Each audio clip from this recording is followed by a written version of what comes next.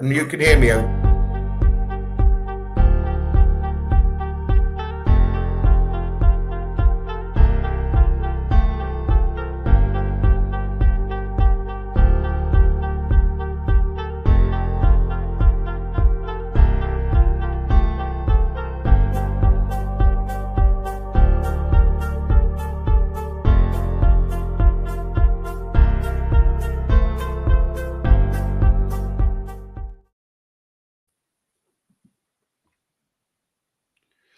Hello, Ian. How are you? Yeah, I'm pretty well. Good. Welcome to this session with Ian, brought to you from the Academy World. And today we're going to be talking about selling without sales. Or the other way around. Or the other way around, whichever way you want to go. In the words of Willy Wonka, strike that, reverse it. Sales without selling. Sales without selling, awful, indeed. Wouldn't it? That'd be awful the other way around, selling without sales. So now you're doing the bit that you find unpleasant and there's nothing on the back of it. You don't get any clients. That'd be awful. What I'm suggesting is flip it on its head. All the benefit of sales, lots of clients taking lots of services for lots of money without all the discomfort of selling. Absolutely. So that's what we're going to be covering over the next 20 minutes or so. I know, Ian, you know exactly what you want to be covering, so I'm going to hand the power over to you. Okay, brilliant. I know if I just periodically have a quick sip of my coffee style drink, and that is what is that? It's a lovely Ian Genius alternative to selling cup. That is a little bit creamy. Oh, that is creamy. Promotion there, Ian. Oh, thank you. So imagine your service was so easy to buy that you didn't need to get better at selling.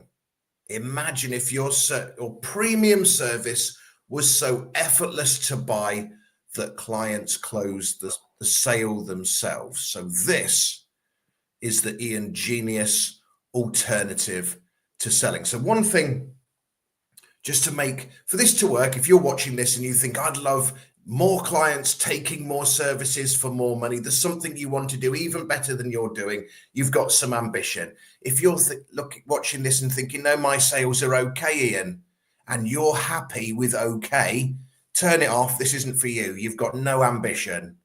Yeah, our sales are all right. I thought you were a passionate business owner. When's all right been enough for anyone? Equally, even if you say, no, our sales are really good, Ian, we convert 7 out of 10. Whoopee-doo. Why aren't 3? Why are 3 out of 10 saying no then? So this is for people who want to do even better. If you tell me at the moment, every conversation you have says yes, they always say yes to you. They take everything you recommend and you charge an infinite amount of money. You couldn't possibly better it in any way. Again, this isn't for you. You're already perfect. I would suggest you're either you're delusional and you're even more insane than I am. So please go to your local doctors and get yourself put in a straitjacket. I know there's a fine line between genius and insanity, and I crossed that line a long time ago. But if you're thinking every conversation already converts high ticket, high spending clients, then something's seriously gone wrong. So I'm going to show you the quickest, easiest, most effective and most ethical way to improve your sales, and there's no selling involved. Okay. Right? So for this to be, not only do you need to want to do better, because if you don't, who cares? But the other thing you really need is an open mind. If I say there's a way to improve your sales without getting better at selling, and you think, no, can't be done, then it's difficult. I'm going to have a difficult, it's going to be a difficult experience because you're going to be thinking it can't be done, right? So are you willing to believe, Andrew, that you can improve your sales without getting better at selling? Oh, absolutely. Definitely.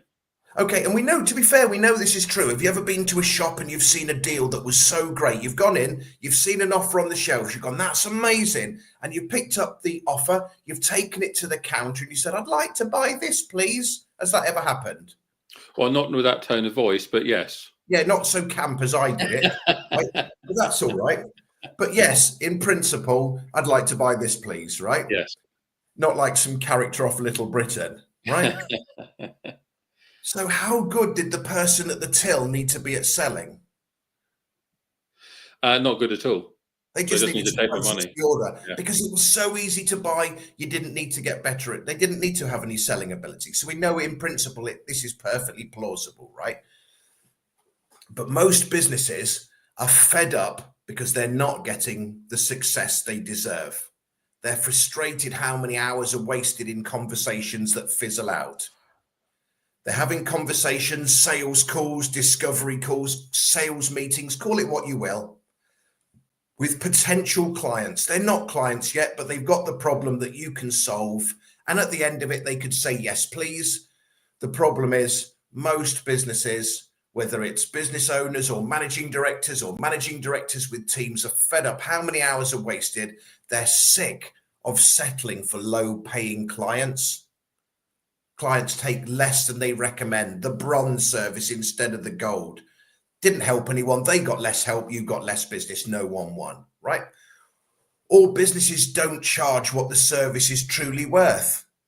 They know it's worth 1,000, but they only charge 800, and then they probably discount it down to 600. So they don't charge what the service is worth. So even when they get clients on board, it's still at a fraction of the price. So they're settling for low paying clients, struggling to charge what their service is worth, or gutted about being ghosted. They get to the end. They get to the end of the chat, only to hear that dreaded line, "I'll have a think about it." Vanish into the ether, never to be seen again. Yeah. They had the problem, you had the solution, but 8 out of 10 times they vanish into the ether, never to be seen again until that one awkward day where they meet you at networking and you can tell they're getting hot under the collar. They're like, "Oh, I've been meaning to speak to you, Andrew." My hat. They have not, right? So I'm going to show you why that's happening and how to solve it, right? But just to make this more realistic, do you recognize those frustrations, Andrew, of like people saying yes, but they take less than you recommend, or having to get them on board with discount, or not charging, or being ghosted? Do you recognize any combination of those sorts of problems? Yeah, absolutely. And I think generally the challenge is that people just get totally price driven from the sales side and think that's the defining point of the decision. Yeah. So can I just ask a couple of questions so we can start to make this more, say, specific to you, so that even people at home can follow along with their own numbers? Let's go for it. I'm a man of numbers, but I'm only going to use 6-year-old simple numbers because that's my ability. It's downscaled over the years. I did a degree in maths, but I can't even cope with GCSE now. That isn't horse water. That's the truth, because my lad recently did it and I have no idea what he's talking about. A levels, we might as well talk in Japanese, right? So in a bog standard week, Andrew, realistically, how many sales conversations do you have? Sales conversations, probably 2 to 3. About 2 or 3. So maybe 1 week 2, the next week 3, Yeah. 2, 3, not like that, but roughly sort of pattern, Yes. right? Yeah. 2 plus 3 is 5, plus 2 is 7, plus 3 is 10. So in 4 weeks, am I right saying, roughly speaking, you've had about 10 conversations? Yes. That's fair enough. Okay. So in a month, let's call it a month, 4 weeks in a month, every month, 10 conversations. So imagine you get to the end of the conversation. Let's say it's a Thursday. They've got Thursday and Friday and Saturday and Sunday and Monday. So they're not under duress. They can speak to a husband, a wife, a managing director, a colleague, a partner. They can work out how much money they've got. They've got loads of time to deliberate. You speak to them on a Thursday. It's now Monday. Realistically, how many out of 10 say, "Yes, please, Andrew, I want to use your services"? Probably on average, I'm going to say 3. About 3. Okay. Yeah. So 3 say yes, and 10 minus 3 leaves 7. Yes, it Yeah. does. Now, I'm not suggesting they said the word no, because most people don't. They say it's a great service, but not for us right now. That's a no. I'll think about it. I'll have a think about it. That's also a no. I'm going to use you at the end of March. But then it gets to June and you've never seen them again, because that was also a no. So just for the purpose of let's not lie to each other, shall we deem everything that's not a yes as a no? Definitely. Yeah, okay. So that's every month, 10 conversations, 3 say yes, but unfortunately 7 say no. I reckon there's 12 months in a year. So 12 times 7 is 84. If you don't believe me, check it out on your calculators. 84. So over a year, that's 84 people you could have helped, but unfortunately, 84 people said no, right? I'm not going to ask you your prices, but even if that was a similar trait for people at home, and you said, well, how much is your service? £1,000. Mm-hmm. There's 84 people at £1,000. There's £84,000 down the toilet. I only charge £100. No one charges only £100. But even if you did, 84 people at £100, you'd have left 8,400 on the table, Mm-hmm. right? So the solution is get better at selling, isn't it? We need to get better at selling, right? That's the solution, right? It's obvious. It's obvious. These conversations aren't going the way we want. The obvious solution is get better at selling. There's only one slight flaw. 90% of ambitious small business owners love helping and hate selling, right? They see a lot of traditional selling approaches as sleazy, dishonest, greedy. They don't want to come across as pushy. They don't want to feel salesy. Most people don't like being sold to. So the idea that they've got to get better at the thing they don't like, that's flawed. In many cases, they're not confident selling themselves.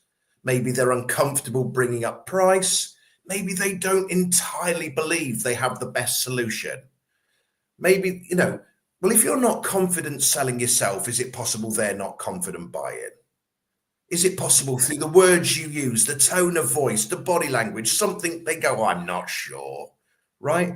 If you don't value the service, if you don't, how can they value something if you don't value it? There's all sorts of reasons, right? But most people don't like selling. And if they claim they do, and I'm always dubious, as someone who's been in sales since 1998, 26 odd years, 27 years coming up, if I'm a salesman for the entirety and I don't like selling much, I can well believe people who didn't use, never needed to do it, right? So maybe selling isn't the solution. Maybe it isn't. Maybe there's something else. Because if the best solution to a problem is something that you don't actually like doing, how many things in life are you really good at doing that you despise? Most people are good at things they actually like, they enjoy, not things they despise.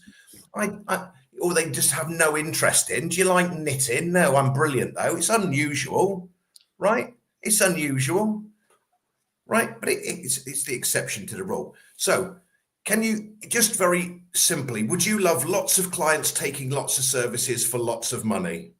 Oh, definitely would do, yes. Yeah, it's easy, right? It's like, that's a trick. No, it doesn't matter. And there's something in that sounds pretty good. So quick question, and this sets up a lot of things I've said, so people may have heard this before, but do you deliberately go looking for problems in your life? Deliberately go looking for them, Andrew? No, if anything, I try and head the opposite direction to a problem. Yeah, very good. So if you have a problem, is it reasonable to say there's a solution to the problem? Yes. And are you a plumber? Are you a gas engineer? Definitely not. You wouldn't want me close. But if your boiler broke down today, there's a problem. And you don't have the solution, right? But a solution exists. Someone can solve that problem, right? So just because you don't know what the solution is doesn't mean a solution doesn't exist. It's just not one of yours. So if there's a problem, there's a solution. And if there's a solution, you make progress. In the world of boilers, you can now have your central heating back on again, right? So is this fair? Problem, solution, progress. Definitely. Okay, so let's take yours. You're not deliberately going looking for problems in your life, so that's good because we got rid of the problems. That's good, isn't it? Can you solve nothing?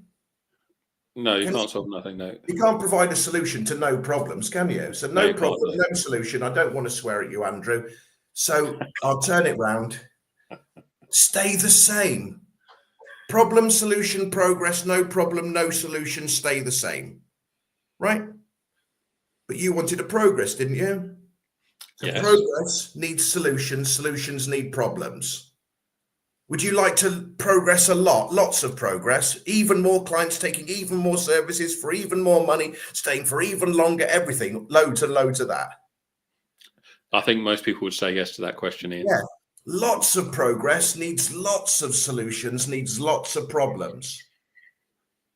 We need to find lots of problems. Right? We need to go looking for problems. My background was a degree in mathematics. I'm not quite as stupid as I appear, right? I'm close. Let's be honest, I'm quite close. But I've got a degree in mathematics, right? So I love problem solving. What I actually love is making problems so simple that they're impossible to not solve, right? So what is the problem? The problem is people are making, when you convert 3 out of 10 and 7 say no, and they've got a problem that you can solve, right? Do you think the 7 people out of 10 that said no to you, do you think they made a good choice to say no? I would say no, they didn't make a good choice, but they probably would believe they did make a good choice.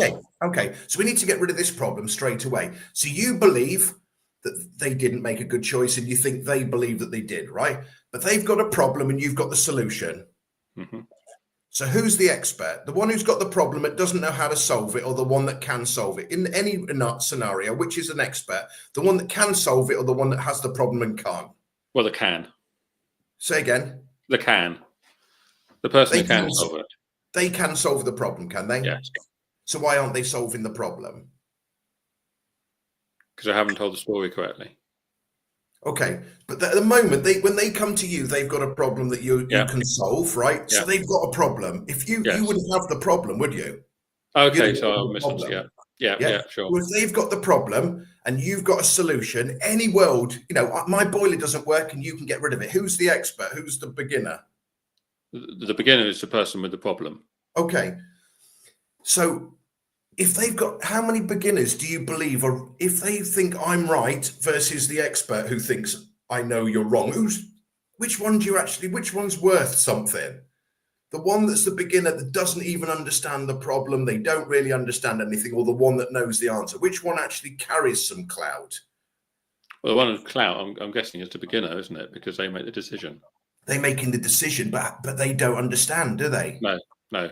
But you do, right? Yes. If my boiler broke, as soon as you turn it off camera, let's say you thought something was wrong with you, and the doctor does all these x-rays and they test and they go, it's your lower abdominal calf with your flanks muscle. And you don't know what he's talking about, but he does. And you don't know, you're just guessing, right? So your decision is just a naff old decision based on a load of guesses and assumptions. They actually know what they're talking about. You say my boiler's banging, I think it's just maybe a bit of air, and they go, it's not air, it's the pressure in this valve and that. One's talking absolute cobblers, right? And one is an expert. Yes. Right? So if you don't think they're making a good choice, you're the expert. Your decision is worth something. They don't know. They don't know. I don't care if they think it is, because it's not a good choice. It's just terrible, right? And this is one of the problems. If you don't think those 7 out of 10 are making a good choice, we've got to work out why people don't make good choices. Right? One of the key reasons why people don't make good choices in any subject, take the word sales, lob it away. Why don't people make good choices? Because they don't understand. Yes. Right? If they don't, is this fair? If they don't quite know how your solution solves the problem they've got, if they're not quite sure how your solution solves their problem, they're not going to make a good choice, are they? No. But if they don't think they've even got a problem, they don't give a toss about your solution, do they? Yeah, they've got to have a problem, yes. What if they think they've got a problem, but it's just a mild inconvenience, and who gives a toss? They're not going to care about your solution either, are they? It's just a mild inconvenience. Yeah, they wait until it is a real problem. Yeah. But why wait for a problem to get really bad if you've got a bit of a bruise in your leg and you go, I'll wait till my leg shatters? That's lunacy, right? Problems get worse, or the repercussions get worse. If your website wasn't bringing you traffic, why would you want to wait till you've either run out of money? Right? That's mental. Why you don't want to wait? My back hurts a little bit, but I'll wait till I can't walk. That's what I'll do. That's mental. The problems only go one direction. They get worse, right? If they don't think they've got a problem, they don't realize a problem even exists. They don't own the problem. They don't think their problem's worth solving. They don't realize how bad it's going to get. They don't understand how you solve it. They don't understand how you solve it better than your competition. All these fall into a set of I don't understand. right? They don't understand. When they see price, it's because they don't see the value, Mm-hmm. right? When they go to your cheaper, inferior competitor, does that help them to go to your cheaper, inferior competitor? Is that a good choice?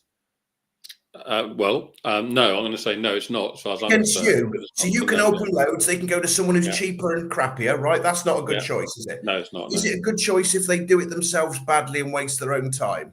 definitely not. Is it a good choice if they completely ignore the problem only to later regret doing nothing? No, it's not, because it will cost them No. more. So that's a bloody awful choice. But they would. The reason they picked those three options is price. Cheaper, inferior competition's cheaper than you. Doing it yourself badly is cheaper than you. Doing bugger all is cheaper than you. Right? Bad choice. They don't see value. They see price. Guess why? Understanding. They don't understand. They, and then they use you, but they only take one of your 5 services. They use you for a month instead of a year. They go for the bronze instead of a gold because they don't see the full value. They still see price. They don't understand. They don't fully understand. So is it reasonable in this little short presentation today that to say people not understanding could be a huge culprit of why a lot of conversations go wrong? Oh, without any doubt at all. Okay. So have you, I didn't, so just remind me, Andrew, I'm sure you've told me in the past, have you got any children? No, I haven't. No. No, but you know of children, right? Yeah, I know of them. Yes, They're definitely. the small ones. Yes, little things. Yeah. Yes. So whether this is a niece, a nephew, a friend's child, let's imagine they were 7 and they said, Mm-hmm. Andrew, can you help little Timmy with his maths? Yes. Yeah. So little Timmy is struggling with his maths homework. He doesn't really understand what question's being asked. He doesn't really understand what he's meant to do with the formulas. He doesn't understand how to get the answer. He doesn't know what answer he's meant to write down. He just does not understand. Okay? Little Timmy, you're going to help out little Timmy. Is that all right? Yes, I will definitely help Okay. him. So are you A, going to make it easier for little Timmy to understand? Are you going to talk slowly? Are you going to use lots of little examples using cats and dogs and umbrellas and silly things? Are you going to find something you can move around like pencils and coins so they can visualize it? Are you going to say it in lots of different ways? Are you going to get them to join in? Are you going to make it easier for them to understand? That's option A. Or B, are you going to get better at selling? You're going to learn how to convince them, persuade them. You're going to learn closing techniques. So let's just repeat. I know it's weird. My stuff is weird. So little Timmy's struggling to do his maths because he doesn't understand. He doesn't understand the questions, the mechanics, the answer, what to write down, nothing at all. Are you A, going to make it easier for him to understand, or B, get better at selling? A. Okay, why didn't you get better? Why didn't you choose option B, get better at selling? Well, because it doesn't help Timmy understand. It's got no relevance, has it? No. His problem is he doesn't understand, and you're going to make it easier to understand. The solution to I don't understand is not getting better at selling. That's not relevant.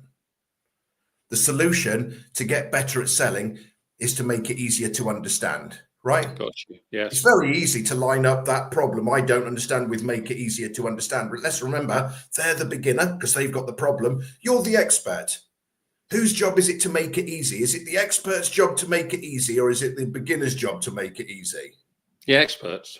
Experts is really obvious, isn't it? So they don't understand. We're going to make it easy. Getting better at selling is not relevant. I'm 6 foot tall, 18 stone. I could put little Timmy in a headlock, right? Put down 3, little Timmy. I can't breathe. I know. God, put down 3, right? I could force him to make that choice, but that didn't make the choice easier. He just forced to make a choice. I could grab you by the scruff of your neck and take you to the counter and say, buy my awful crap. I could do that. And you'd go, all right, I'll buy it. Chances are tomorrow you'd probably cancel the order and avoid me like the plague, right?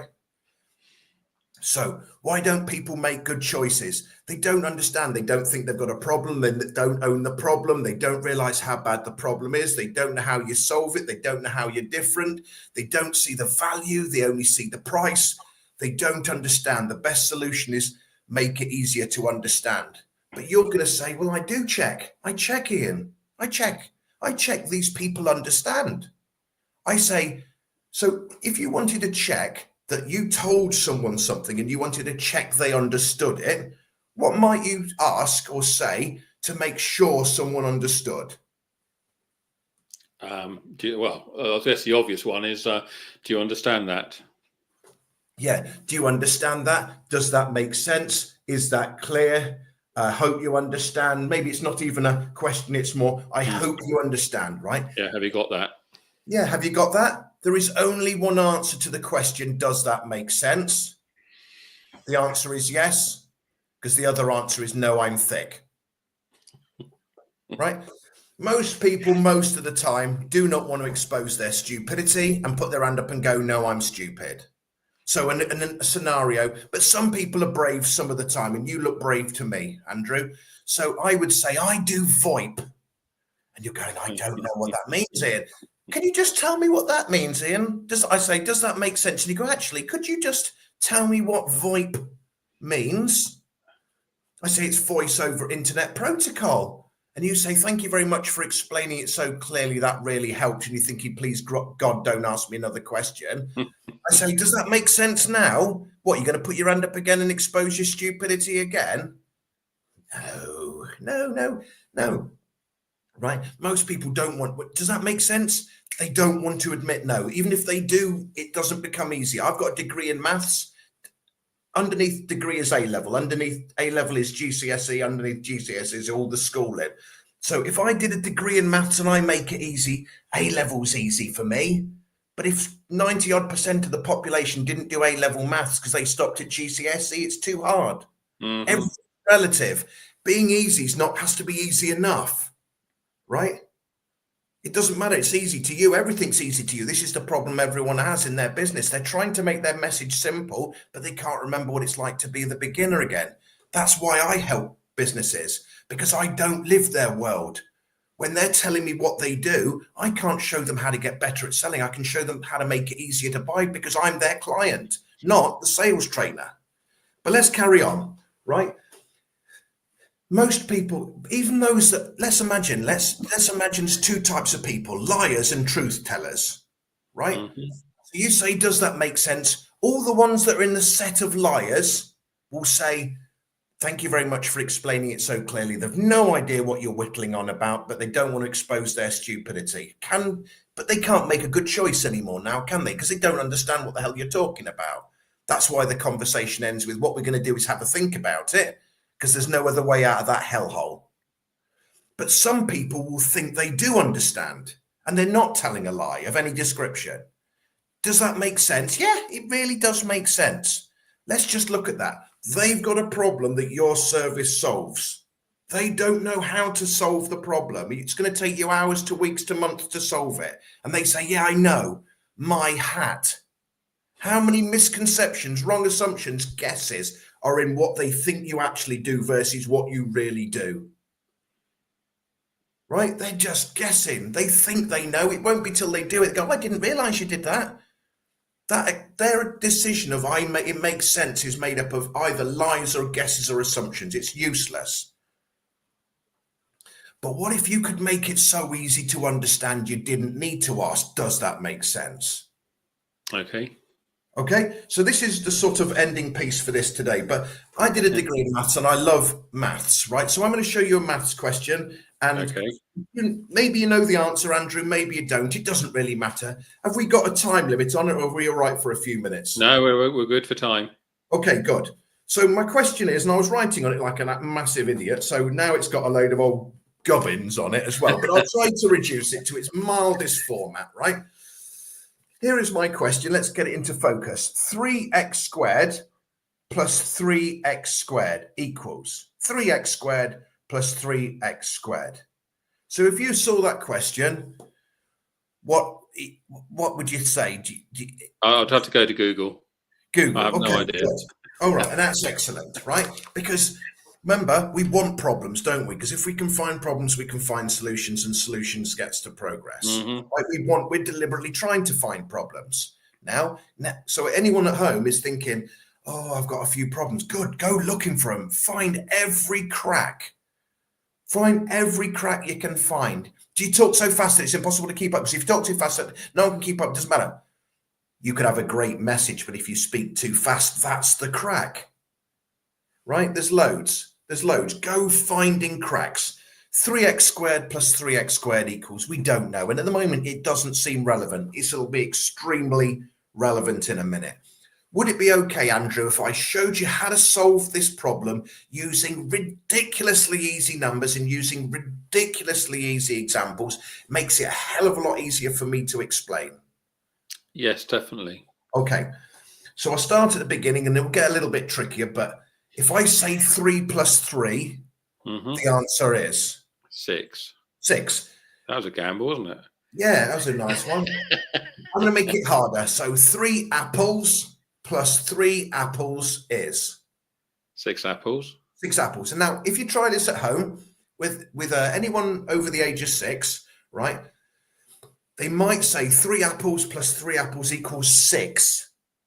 And somehow the apples have vanished into the ether. If they say 6, say 6 what? Yeah. And they'll go, sorry, 6 apples. This is key, right? You're doing very well, Andrew. I'm going to make it harder still since you're getting a bit cocky, right?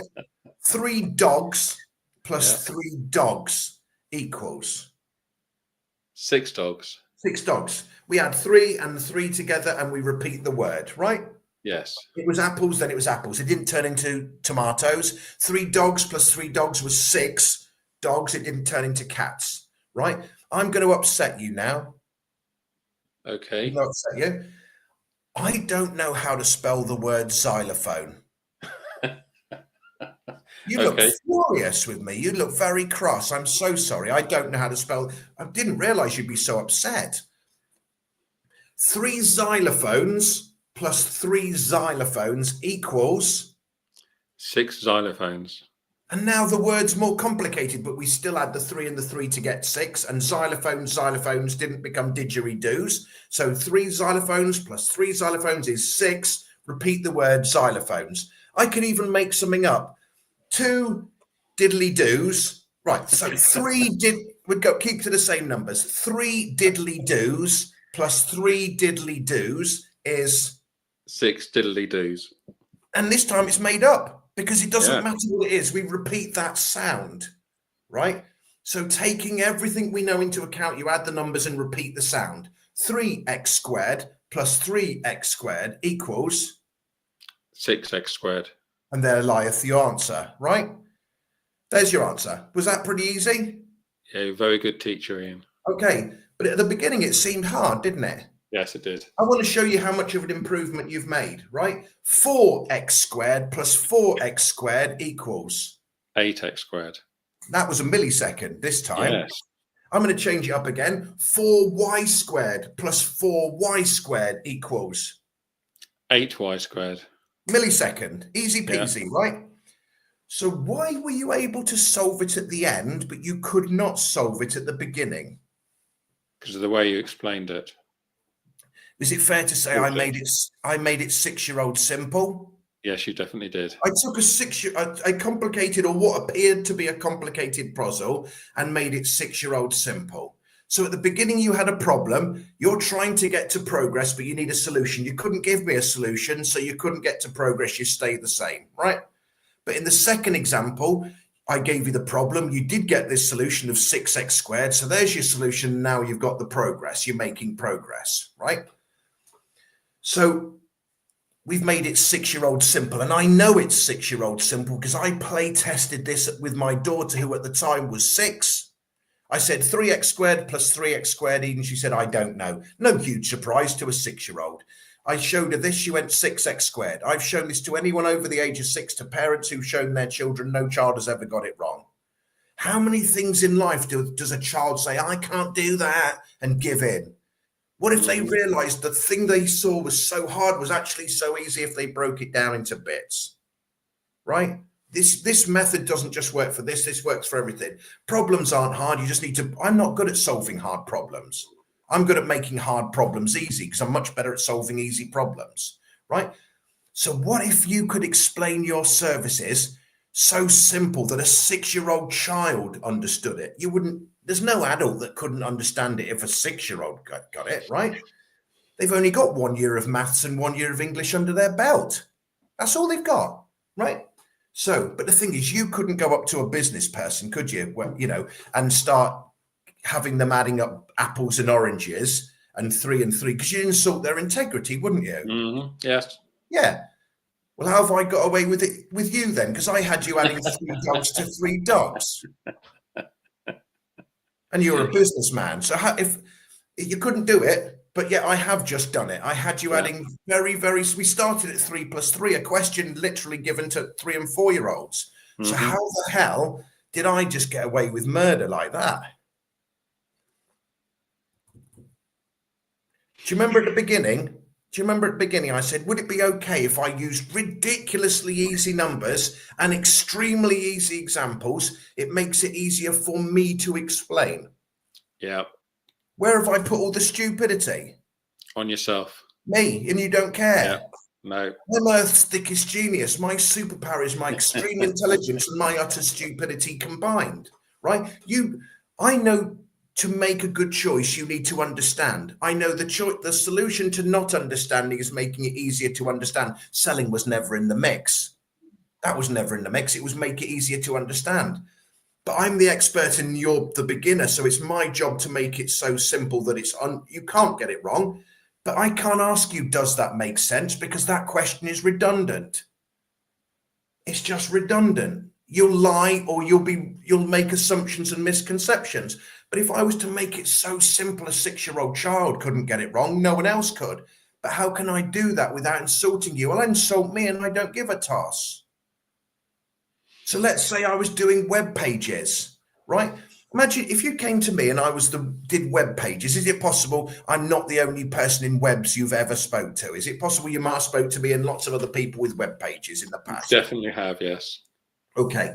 So if I said, I'm sure you've had lots of conversations with people who do web pages, Andrew, but is it okay if I just explain how my service differs using ridiculously easy examples, removing the jargon? It makes it a lot easier for me to explain. Would that be okay? You'd have to say, no, I want to see you struggle, Ian, and you're not involved, right? No one in 25 years has ever said, no, I want to see you struggle, Ian. Mm-hmm. Right? I'm the expert, you're the beginner, but I've gone so sodding low, I'm through the floor. I've just exposed my weaknesses. So you don't have a problem now exposing to say, actually, that would be great. I didn't understand it. I'm glad I just spoke to someone yesterday. I didn't quite understand. You're fine now. I've just exposed my chest as the expert. I've gone underneath you. It doesn't matter what the business is. We do health insurance. I'm sure you've spoke to lots of experts who do health insurance. Is it okay if I just explain how my service differs? Bit of intrigue. Just removing the jargon, using some extremely easy examples. It just makes it a lot easier for me to explain. They say, yes, I get away with murder. People don't want to be impressed. They want to understand. Mm-hmm. To make a good choice, this is all we want. They've got a problem. We've got the solution. I want them to make a good choice. To make a good choice, you need to understand the choices. How do you help someone understand? It's not selling. It never was. That was nonsense. It's make it easier to understand. When a business comes to me, they say, we want to help sell this, this, and this. I'm trying to find what's stopping someone buy it. I'm not going to show them some horrible, sneaky sales technique. I'm going to say, when you say that, I don't know what you mean. You're saying it so fast, I can't keep up. Virtual assistants, we do this and this and this and this and this and this and this and this and that. Jesus Christ. I can't cope. It's make it so easy to buy. You don't need to get better at selling. Make it so effortless to buy your premium service that clients go, that's a no-brainer, like they do when you see it on the shop. You don't need to get better. If they're seeing your price, show them the value. How much money do you make? How much time do you save? Show them with simple numbers. What problem should they have? Give me some worked examples of what it looks like.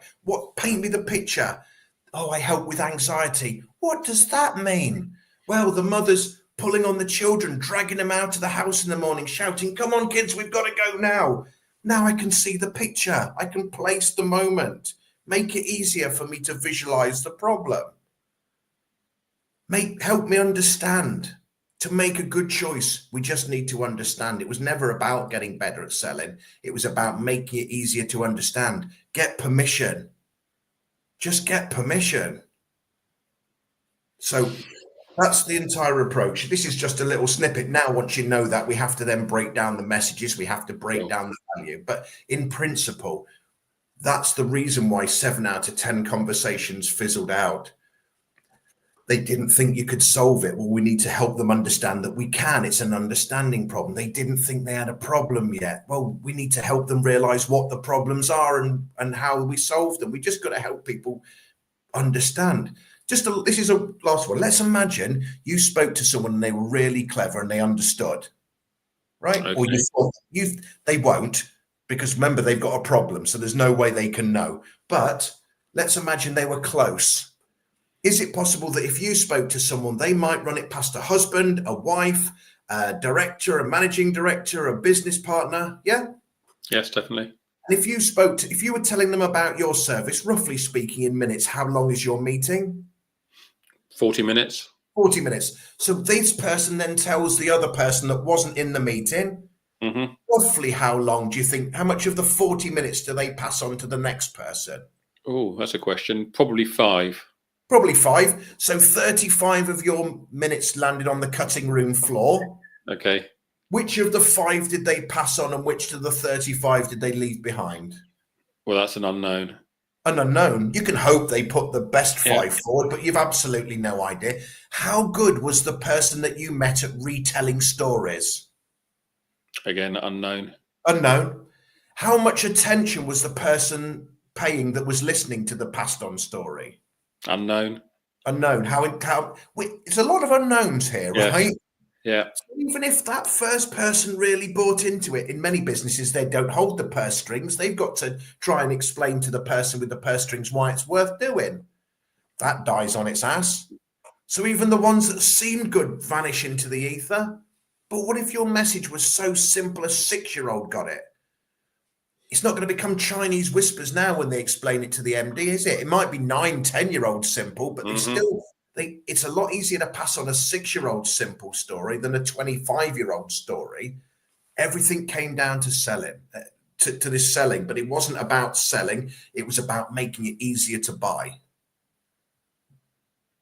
So that is the foundations of the Ian genius alternative to selling. I hated being sold to, but I like to buy things. The problem is most people make it too hard to buy, so they have to rely on putting me in headlocks. Shall we take it to the till? No, because you've not made it obvious enough for me.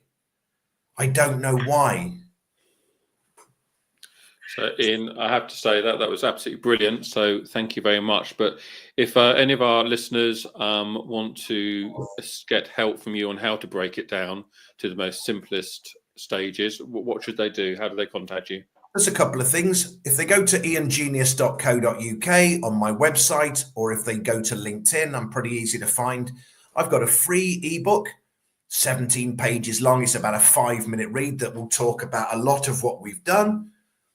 If they click on the links, I do a 25-minute meeting where we try to deliberately find the problems. Are they getting ghosted? Are they settling? Are they undercharging? Is it confidence? Is it belief? Is it messaging's too complicated? Is it value? Let's find them until you know what they are, so they can have a chat. And obviously, if they want to do more, I've got courses. I've an entire day's worth, a couple of hours on simplifying message, showing you how to articulate value.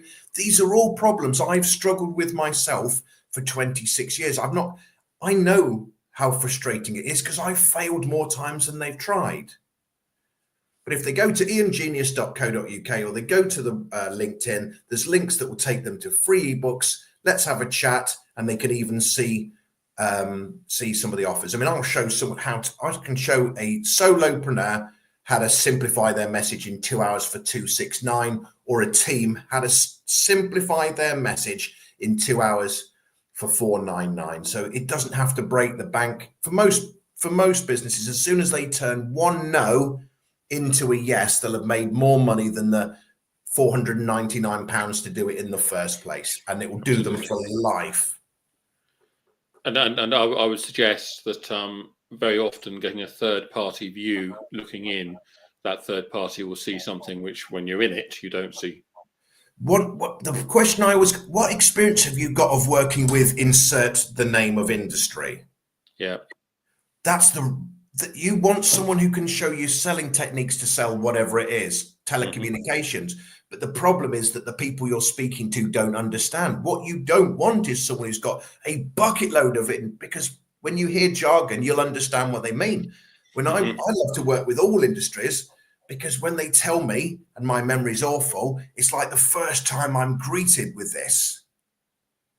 So one day I'm doing event management, then it's someone selling hydraulic hoses to the car industry, then it's a lady getting rid of menopause, and I'm going, right, I've either not tackled this for 6 months, in which case I've forgotten, or I've never tackled it before. So I'm the beginner. I am the ultimate beginner. And I'll tell you, I don't understand that. Help me understand, and then I'll hand it back to you and say, tell me that instead. Right. Ian, again, that's been absolutely brilliant. If you're on catch up here, you can reach out to Ian on his LinkedIn or on his website. This webinar has been brought to you by the Academy World. We help SME businesses, pairing you up with the skills which you need, whatever they may be. So look, thanks very much for staying with us and watching this webinar. And we look forward to bringing another one to you. Thank you, Ian. Cheers. Cheers. Bye now.